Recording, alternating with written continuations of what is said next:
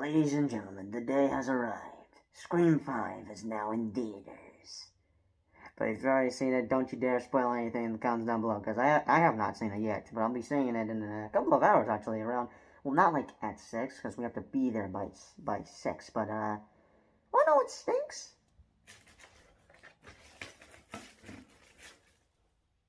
I still have not made my fake knife, so after editing this video, I'm definitely gonna need to, speed run on how I can make the worst fake knife I've ever made, but it probably don't matter. I mean, I don't think you could even bring a fake knife to a theater, for obvious reasons. Hello everyone, welcome back to another Scream review, and like I said in the last review, which would be my Scream 3 review, I was supposed to make a double Blu-ray review for Scream 3 and 4 back in 2020, but for some reason I just didn't do them.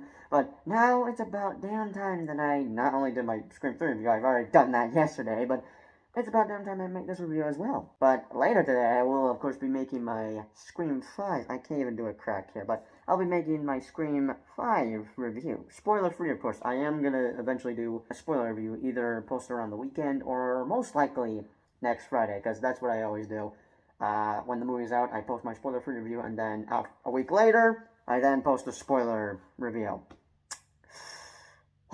That's going to be interesting. But I will be explaining for why I thought the last two Scream movies were disappointing in my opinion. Now, I may get a lot of hate for my opinions with Scream 4, but let's just say I have some mixed thoughts with Scream 4, and I don't even know which one was my least favorite. I thought Scream 3 was possibly my least favorite until I watched Scream 4, but after finishing it this morning, I'm like, which one is my least favorite out of the freaking franchise? Because the first two, they were good in my opinion. But I don't know which was my most favorite, but Scream 5 could be my most favorite. Who knows? But anyways, and my hair's a little bit messy, but fine. But let's talk about my thoughts for why I thought Scream 4 was disappointing to me. Not only it's crazy that it's been 10 years since the events of Scream 3, but it's also been 10 freaking years since we've gotten a Scream movie. Like, this movie is like 10 years old, and when did this come out exactly? 2011. Where are we right now? 2022. Like, are we gonna get a Scream 6 in 2033? Nah, it's definitely not gonna happen. If they will have plans to make a Scream sequel. I'm hoping that we can get more Scream movies, please. But anyways, enough wasting time screwing around. It's time I get this over with, so I have enough time to get ready to leave the house. Because I gotta be there by 6 o'clock, according to my stepmom, Patricia. And I will, of course, be making a movie vlog, so that I forgot to mention earlier in the video. Alright, this video is just cringe or something. I don't know. This video's already gotten a weird start or something. But yeah, like I said earlier, I have some mixed thoughts on it, because I think most disappointing for the franchise is Scream 3. I would not consider it the worst out of the franchise. It's just, for obvious reasons, yeah, I could see how it's disappointing, but I've already explained my opinion for why it was mainly disappointing for me. The main reason Scream 3 was disappointing was actually, I'll say that for later. I'll say that for the explanation for why I thought the last two were disappointing. But what sucked for Scream 4 was just the opening kill. Oh my god, that has to be one of the worst opening kills I've ever seen. Two reasons. One, it was dumb and stupid. And second, a child gets killed off, which shouldn't surprise me because I eventually find out that these teenagers in these movies that the adults are portraying, like in the movies, they're teenagers, but the adults, which would be the actors are pretending to, how do I explain this? Basically what I'm trying to say is that I found out the terrible truth, or the ugly truth of, oh, these are teenagers. Well, the adults are playing teenagers. So technically, if I were in any horror movie that would be axed off, I would know how it would go down, because technically teenagers are still kids. And I am not a fan of seeing kids die on screen. Okay, those are probably two dumb reasons I've explained, but still, I mean, it was just worse than the Scream 3 opening kill. I mean, that one was just fine. It was just less scary, but this one? What the heck was this all about? Like, it was just stupid. It was just horrible. I was just not a fan of that, because literally, it was an opening kill after an opening kill after an opening kill. Like, it was just horrible. But what was mainly horrible was the cinematography, if I pronounced that correctly. Now, I do know the reason for why the cinematography is bad. Wes Craven put it there on purpose for some reason. And how do I know this? Oh, I saw 3C Films' Scream 4 review about details with not only Scream 4, but that we were gonna get a freaking trilogy of this? Still, the first time I was watching this, I don't know how the heck I was able to watch the entire movie with its bad cinematography. It's just horrible. It's like it was an old movie, and that it was like the entire thing felt like, oh, this looks like a flashback sequence or something. Because once I was trying to watch it for the second time, since I have not watched it in, I guess, since 2020, the audio, like, the quality was fine. It wasn't like it was recorded in theaters, but like the audio, it sounded like someone recorded the entire audio while I was watching it online. Not reliable websites to watch movies. Now, I could have watched it on Hulu, but sadly, that didn't go to plan. Still, I don't know how I got through the entire thing, but I did. But what was torture was the cinematography. I don't even know how the heck I'm gonna be able to go through that again, because if there's ever a movie that has bad cinematography again, I don't know how am I gonna survive that. I might just die immediately like that, just watching the entire. I don't know. I just hope I don't ever have to see bad cinematography again, because I never understand what cinematography is, but now I can technically see what the cinematography is and what it looks like. God, I really need to learn how to pronounce cinematography, because I definitely know for a fact I'm pronouncing it incorrectly, which is kind of embarrassing for me. Hey, at least Dewey and Gail are still married, because we could have thought like, oh, they're gonna be divorced. This always happens. They're together by the end of the movie, and then they're broken up by the next one. But not today, baby. Because in this one, they're still married, but I guess they both argued on working together or going rogue or something. I mean, I was getting annoyed with how they were arguing with each other, and I'm just like, ugh, don't like where this is going. Hey, at least these two were still married for this one. Just wait till I witness it again for Scream 5. Why did they have to get a divorce? Now, there's also a character. I don't know if there's a couple of characters. Actually, there's two characters I disliked in this entire movie. One was, I guess, Sydney's manager. And the second one was, that... Oh my god, I forgot her name. She's that cop that made those lemon squeals for Dewey. And just, basically was like, oh god, she's trying to take Dewey from Gail? I dislike her throughout the entire movie, but eventually, I then changed my mind about it, but I'll explain that later. Let's just talk about Sydney's manager, who I hate the most. I'll tell you this, she had it coming when Sydney had fired her for basically making more books about, like, she was basically Gail from the first, she was basically acting like the same Gail I disliked from the first movie of Scream. Like, all she cared was just money with these Woodsboro? Is that how you say it? Yeah, I think that's how you say it. Like, all she cared was just money! Like, hello? Sydney did not wrote a book just to get money. She wrote a book to help out other people, because, like, she's been through a lot! And she's having that experience again throughout this entire freaking movie! So yeah, she definitely deserved to get fired for that. And, hate to admit, I would have wanted her to get killed off anyways. But speaking about kills, people have been saying that Ghostface in Scream 5 is, like, brutal, gory, and he's basically been the brutalist in the movies. Like, this is his most brutal kill or something. Basically, people are saying that he's scary as... I was about to say that, but I gotta say, everyone that has been talking about Ghostface being brutal in Scream 5, I thought that sort of happened with Scream 4 a little bit. Because there's a scene where he kills off one of, Jill's friends, which... I gotta say, it was honestly heartbreaking for me to watch. Because throughout the beginning of the entire thing, I was just like, this is just a meter of how I'm liking the movie. But when Ghostface was trying to kill one of Jill's friends, yeah, I then, like,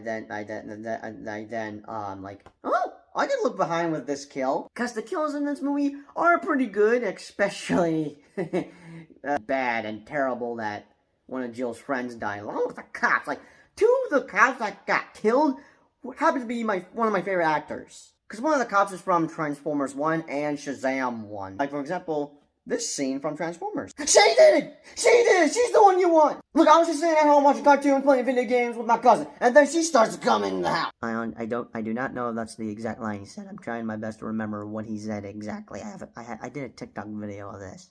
There's a TikTok audio with this scene. Hey, I'm not going to jail for anybody else. I have done nothing bad in my entire life. Well, please, man, I'm still a virgin. She did! She did it. She's the one you want. All right, I was just sitting at home watching cartoons, playing video games with my cousin, and she came in there. Glenn, all right? you're free. Hey, I am not going to jail for you or anybody else. I have done nothing bad my entire life. Hey, man, I'm still a virgin. And then the other cop is Super Freddy. He plays Super Freddy in Shazam. Not Super Freddy Krueger, Super Freddy. Just want to be clear on that, because I technically know that this is Super Freddy from one of the Elm Street movies, which I have not seen. Do I plan on seeing them? Maybe. I don't know. I've not seen all Friday the 13th movies. I've only seen the first one and the reboot one. I do remember James and Denise just saying this. Super Freddy sucks. Yes, I do watch Dead Meat kill counts. And also, I've already mentioned this a couple of times, I first saw the kill counts for Scream 1 to 4, of course. And then once I got into horror, and along with the Scream movies, I then watched the Scream movies. So yeah. And Kirby, man. Why did she have to get killed off? Like, at least she was not this likable the entire movie. I thought she was an alright character throughout this entire movie. Especially Jill's mother, man. Like, Sidney had to witness her aunt die. Like, so sad. But let's get on with my thoughts with the, I don't know, plot twist reveal. Or, in other words, the killer reveal of who is the killer for Scream 4. And I gotta say, I was very surprised to find out that it was Sidney's cousin. Whether I watched the Dead Meat kill count first, or watching the movie, like, just either way, I was surprised, because I thought Sidney's boyfriend Billy was kind of shocking for him to be the killer, but I think the most shocking was Sidney's cousin being the killer. And I gotta say, after watching 3C Films' review for Scream 4, I will agree with everything he says about you know what, it's better if I just play it for you. When she was revealed, yeah, I was shocked and I was losing my mind like, oh my god, it actually is her. So it really wasn't the reveal that it was her. It was more her motives behind it and everything that followed afterwards that made me lose my mind over Scream 4 and consider this movie a masterpiece. While Charlie here was simply doing it out of love for Jill and hoping that they could just kind of be this Ghostface couple together, not really gonna happen, Charlie. Shoulder me, shoulder me, shoulder me, get it up! The way we were. Jill's motives for what she was doing again go to show you how Scream 4 was ahead of its time for 2011, with her wanting to do it to become the new Sidney Prescott, the thing that we were all told was supposed to happen in this movie. You and your friends. What world are you living in? I don't need friends. I need fans. Don't you get it? This has never been about killing you. It's about becoming you. That's what's so brilliant to me, is they told us a trilogy is coming. Jill would be the person that get the passing of the torch, but we didn't expect it this way, where she literally wants to become Sidney. She wants to be that sole survivor. She wants the fame and attention that comes with being related to a Ghostface attack. She set up this entire thing so that she could have movies made about her, books written about her, even going as far as making sure that she went ahead and taped every single attack so that this new generation could even witness it for themselves. Like, I think that is one of the smartest and most clever motives out there, especially now because we do see what a lot of people are willing to do online to just have a little bit of fame. But even after this great reveal, they continue a little further where it seemed like they killed off Sidney Prescott. My heart was broken. But watching Jill go ahead and put her plan into action,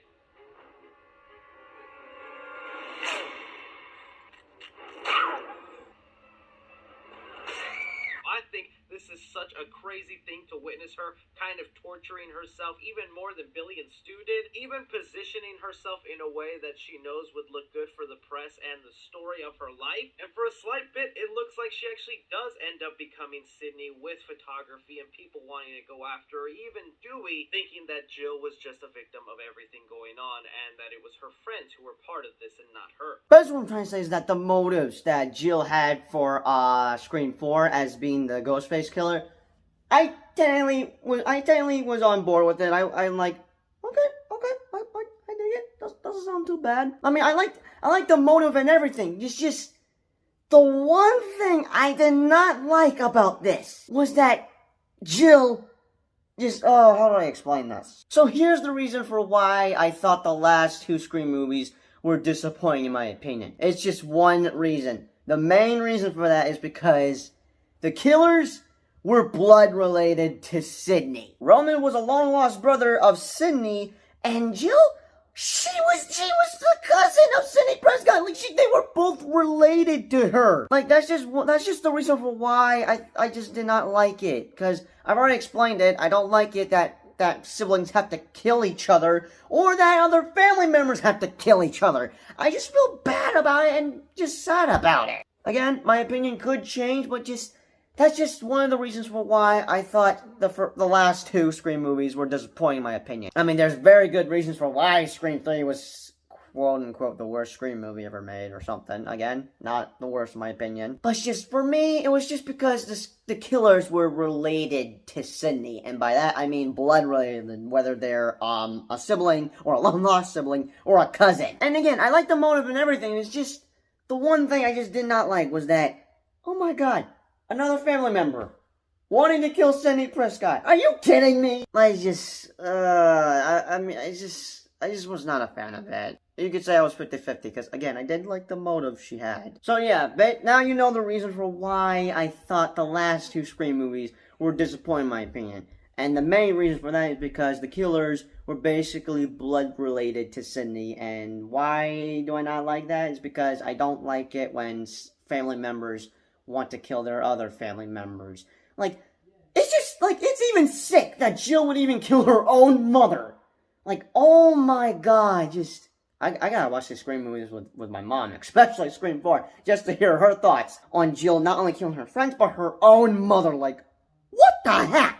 But eventually, the trio, which would be Sidney, Dewey, and Gale, saved the day by the end of the movie. And also, I did mention earlier for two characters I did not like in this movie. One was Sidney's manager, and the other one was that cop. What was her name again? Judy! Why was I not able to remember that? Still, I did not like her one bit, because it's like she wanted to get together with Dewey, even though Dewey was married to Gale. And of course, Officer Judy and Gale do have some beef with each other. But I do take it all back when she does save Gale, and then when she gets shot, I'm then like, oh no! But eventually she then comes back up and, like, reveals that she wore a bulletproof vest, so thank God she didn't get killed off. Also, I'm very surprised that she's coming back in Scream 5. I didn't think we were ever going to see her again. Let's just hope she's not together with Dewey, which I highly doubt it. But why would I be saying that? Because I don't know if you guys know, Officer Judy is a mother now. Because one of her kids is one of the suspects for this movie, and one of those kids happens to be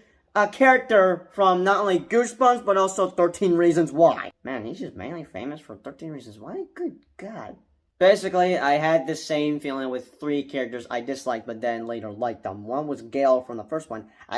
She was a dislikable character, but then when she comes back from the quote-unquote death, and has the gun, and tries to save Sidney from Billy and Stu, yeah, I then eventually like her. And then there's, Cotton Wary. Yeah, I did not like him one bit until he then, but yeah, I basically then changed my mind about him later in Scream 2. And now for Officer Judy, or WD Judy, either one, I don't know. I then changed my mind about her when she saves Gale and that she was not killed off. So, yeah, I'm glad she was not killed off for Scream 4.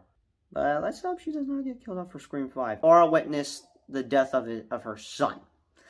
That's one of the things I'm not going to enjoy seeing if that happens, because... Actually, no, wait. I was literally going to say who am I betting to be the killer, but I think I gave it away, but I'll explain in my movie vlog. So yeah, I've had some ups and downs with Scream 4, but if Jill was not related to Sidney, then something could have worked out. I don't know. But then I guess there would have been no point for her to have a motive to become, like, be like Sidney Prescott. Basically, have all the fame and everything. But, dude, I would have loved to see this trilogy come to life, which I would show you what trilogy I'm talking about, because apparently we were going to get a Scream trilogy of basically Jill and Sidney. I could explain details, but I'll put a video in the link in the description below, because this is all explained in that review I showed you, because I didn't even know we were going to get 2 more movies that were sadly canceled due to the box office failure for Scream 4. But yeah, if you guys want to know some details, some juicy details about this canceled trilogy we're going to get, well, mainly canceled Scream 5 and 6, I'll be sure to put a link in the description below of 3C's Films' review for Scream 4. But I'll tell you one detail that I know that was going to happen in either Scream 5 or 6. Wes Craven was going to take inspiration from I Know What You Did Last Summer. Basically, a Ghostface killer after a Ghostface killer.